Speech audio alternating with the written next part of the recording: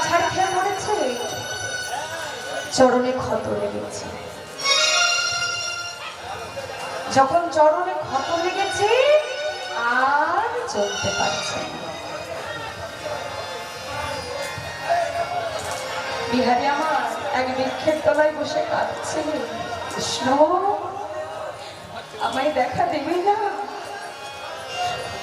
কৃষ্ণ আমায় দেখা দেবে না? আমায় একটি বার দেখা দেবে? আমি যে বড় আশা নিয়ে এসেছি, আমায় একটি বার দেখা দেবে? অঝোর নয়নে কাঁদছে বৃক্ষের তলায়, কৃষ্ণ কৃষ্ণ বলে নয়ন জলে বরিশন করে। কৃষ্ণ আমায় দেখা দেবে না? জানো ঠাই পায়ে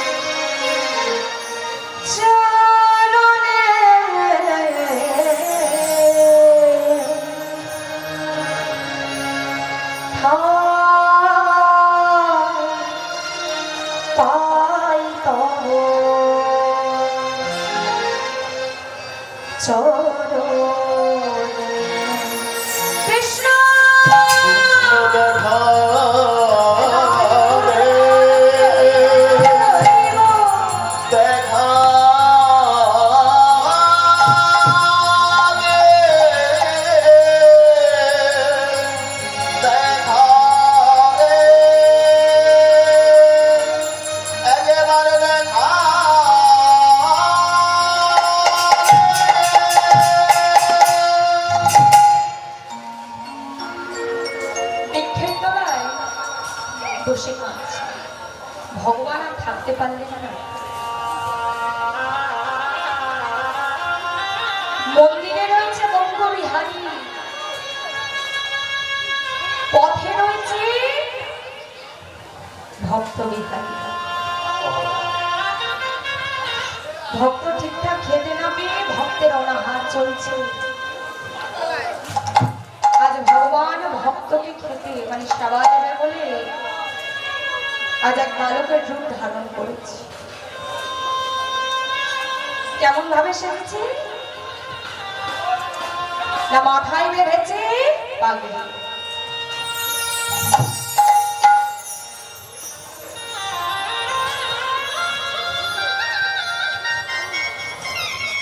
মাথায় বেঁধেছে পাগড়ি আর সঙ্গে নিয়েছে দধির ভাণ্ড।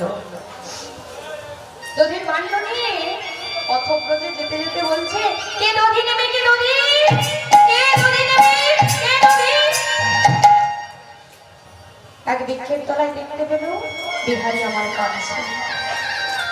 ভগবান পেছন থেকে গিয়ে বলে উঠল, আয় দাদা, দাদা তা তোমায় তো এখানে নতুন দেখলাম,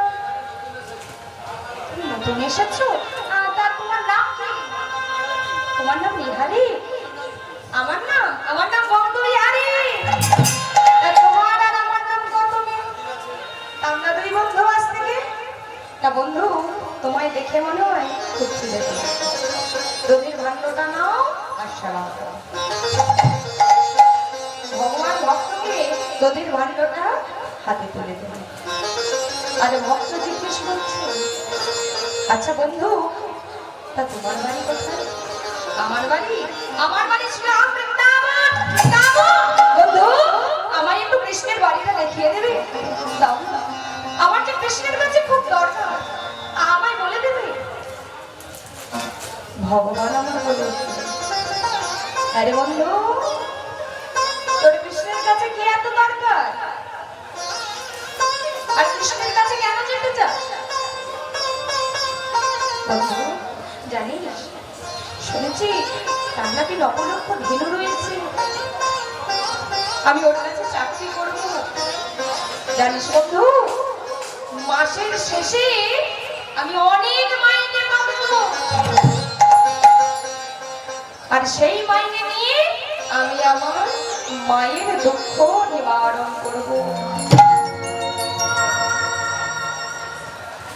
ভগবান মনে মনে বলে উঠলেন, আহারে এই জগতে আমি অনেক ভক্ত দেখেছি, তবে তোর মতো সরল বিশ্বাসী ভক্ত আমি এই জগতে আর দেখলাম না। এমন সরল বিশ্বাস, ওরে তোর এমন সরল বিশ্বাসের জন্য যে আমাকে লীলা প্রকাশ করতে হবে। ভগবান অন্তর মাঝে ভাবছেন যে একে কার বাড়ি পাঠানো যায়, কার বাড়ি পাঠানো, কার বাড়িতে পাঠানো। ভগবান অন্তর মাঝে ভেবে নিলেন আমার মন্দিরের যিনি পুরোহিত আমি ওনার বাড়িতে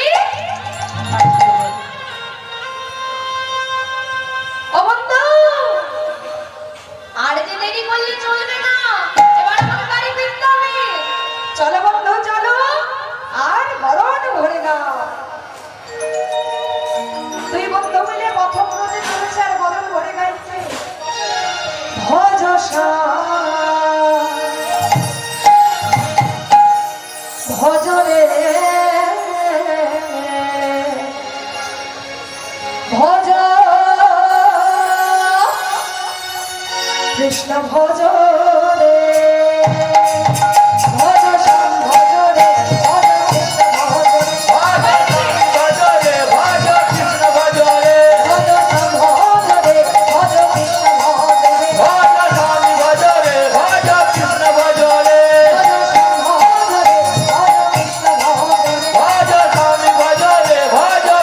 ভজ রে ভজ শ্যাম ভজ রে ভজ কৃষ্ণ ভজ রে ভজ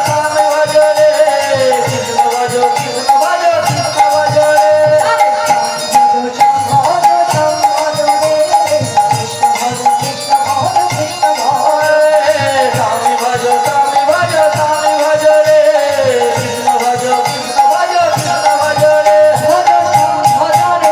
ভজ কৃষ্ণ ভজ রে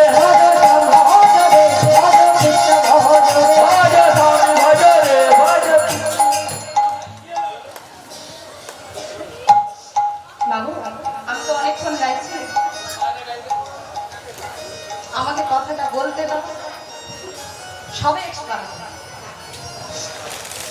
তা আমি অনেকক্ষণ একটু গাইছি, আপনারা একটু গাইবেন? সবাই তো প্রথমে বলে হ্যাঁ গাইবো, তারপরে যখন গাইতে বলি তখন সাহসটা তা জোরে জোরে হবে তো। আমি বলবো চল চল চল চল রে, কি আচ্ছা প্রথমে এসে অত সুন্দর ভাবে মুড়ি ঘুগনি শশা কে খেলো? এখনো হজম হয়নি, এখনো শোধ হয়নি, আর এখনো বাড়ি যাবে? যিনি এত বড় আয়োজন করছে তেনাকে জিজ্ঞেস করে যদি যেতে দেয় আমি বলবো চল চল চল চল রে, আর আপনারা কি বলবেন? রাধে রাধে বলো। তা জোরে জোরে হবে তো? আচ্ছা ঠিক আছে, চল চল চল চল রে, চল চল চল চল রে, আরেকটু জোরে হবে, চল চল চল চল রে, আরে জোরে জোরে বলো রে, আরে ওদিক থেকে বলো রে, আরে জোরে বলো রে, আরে বলো না ভরে বলো রে, আরে তু হাত তুলে বলো রে, আরে চল চল চল চল রে, রাধে রাধে বলো রে, রাধে বলো রে, রাধে রাধে বলো রে, জোরে জোরে বলো রে, রাধে রাধে বলো রে, জোরে বলো রে,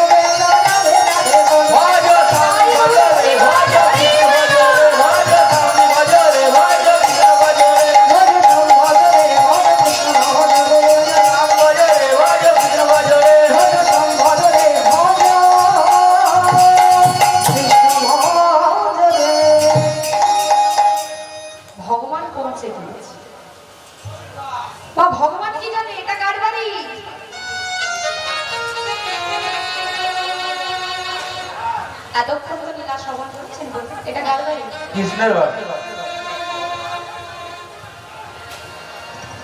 ভগবান জানে এটা কৃষ্ণের বাড়ি? এটা কার বাড়ি? ভগবান জানে কি বলেছিল? ভক্তকে কার বাড়ি পাঠাবে? বলেছিল না পুরোহিত মশাইয়ের বাড়ি পাঠাবে? এটা পুরোহিত মশাইয়ের বাড়ি। ভক্ত জানে এটা কৃষ্ণের বাড়ি। আজ ভগবান বলছে, ও বন্ধু, কৃষ্ণের বাড়ি চলে এসেছি, এবার আমি চললাম।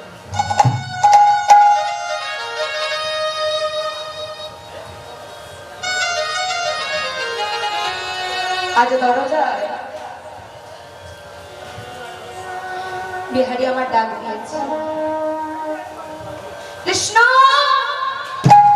কৃষ্ণ ভাই, আমায় দেখা দে, আমি যে বড় আশা নিয়ে এসেছি, আমায় দেখা দে, দেখা দে কৃষ্ণ, আমায় দেখা দে।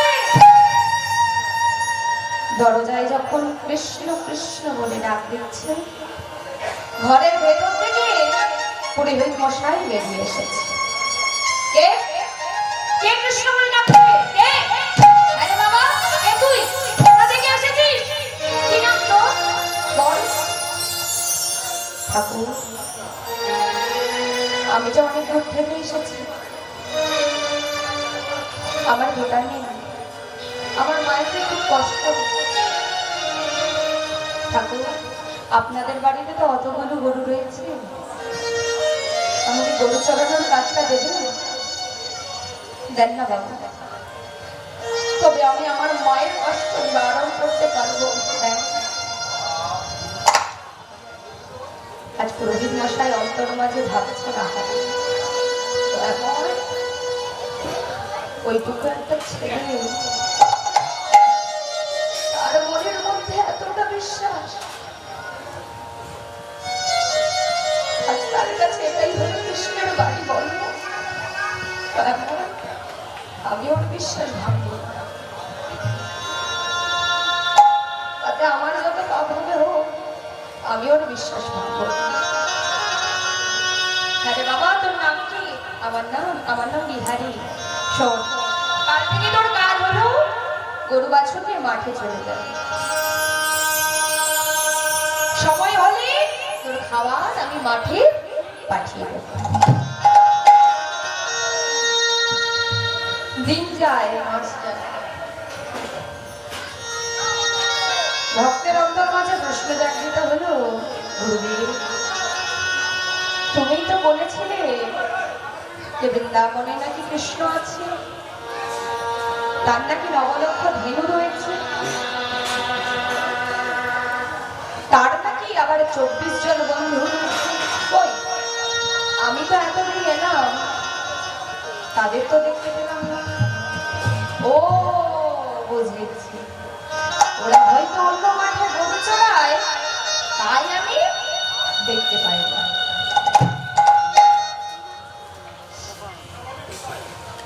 আজ বিহারী এমন সরল বিশ্বাস দেখে ভগবান আর থাকতে পারলেন না, দূর মাঠের সৃষ্টি করলেন নবলক্ষ ধেনু, সৃষ্টি করলেন 24 জন বন্ধু, সবার মাঝে রয়েছে আমার কৃষ্ণচন্দ্র। বিহারী আমার গাছের ওপর ওঠে, এক বৃক্ষের ওপর বসে আর্তনাদ করছে, কৃষ্ণ আমায় দেখা দিবি না? দেখা দে আমায়, আমায় দেখা দে। দূর মাঠে দেখতে পেল খেলা শুরু হয়ে গেছে, সমস্ত বন্ধুগণ নৃত্য করছি, সবার মাঝে বসে নৃত্য করছে, দাঁড়িয়ে নৃত্য করছি আমার কৃষ্ণচন্দ্র। আজ বৃক্ষ থেকে নেমে বিহারীর মহানন্দ, তাই গরু বাছুর নিয়ে ফিরে আসছে, আর মনের আনন্দে গাইছে, হে কৃষ্ণ হে কৃষ্ণ হে কৃষ্ণ হে কৃষ্ণ।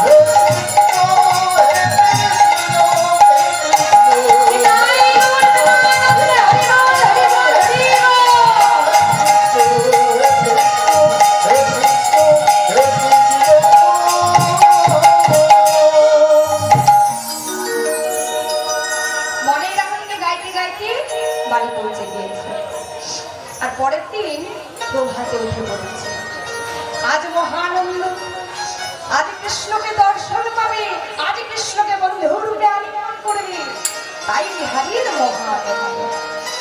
তাই ভোরের ভোরে উঠে পড়েছে, গরু বাছুর নিয়ে মাঠে চলেছে। দিনটা কোন দিন ছিল? একাদশী।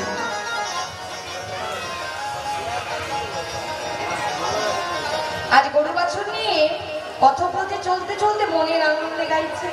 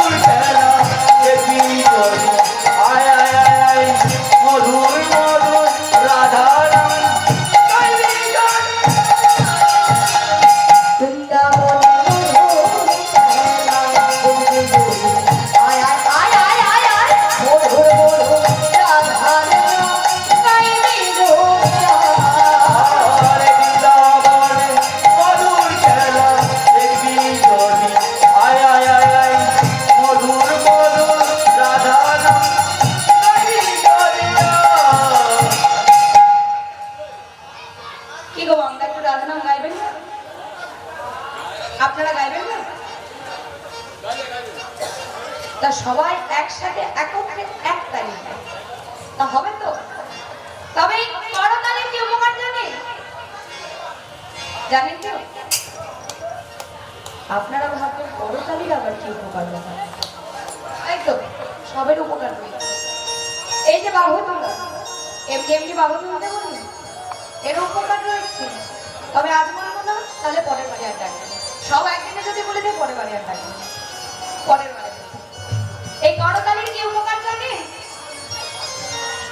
আমরা যদি সকাল সন্ধ্যা নিয়ম মতো করি দেহের মধ্যে বড় বড় রোগ সব উধাও হয়ে গেল। তাহলে আজ থেকে আমরা শুরু করি সবাই মিলে গাই গৌর প্রেমানন্দে হরি বল। এখানে কেউ বাদ যাবেন না, কেউ বাদ যাবেন না, সবাই মিলে দাদা ভাই সবাই মিলে গাই গৌর প্রেমানন্দে হরি বল হরি বল। এক দুই তিন চার সবাই মিলে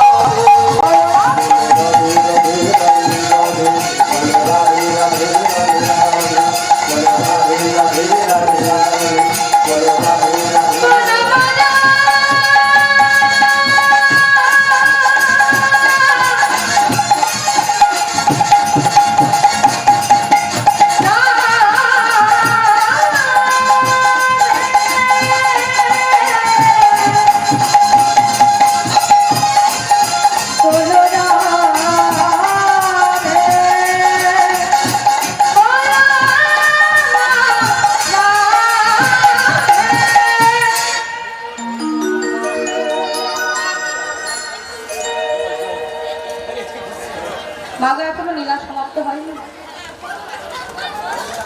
বসে পড়ো। আমি তো আনন্দ দিতে এসেছি, শেষে আমি আনন্দ দিয়ে যাবো।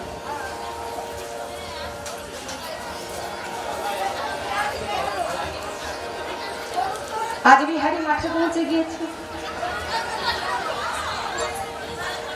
মাঠে গিয়ে দেখছে আর কেউ নেই। আজ আর কেউ নেই, গোটা মাঠে গরু চড়িয়ে বড় ক্লান্ত হয়ে পড়েছে।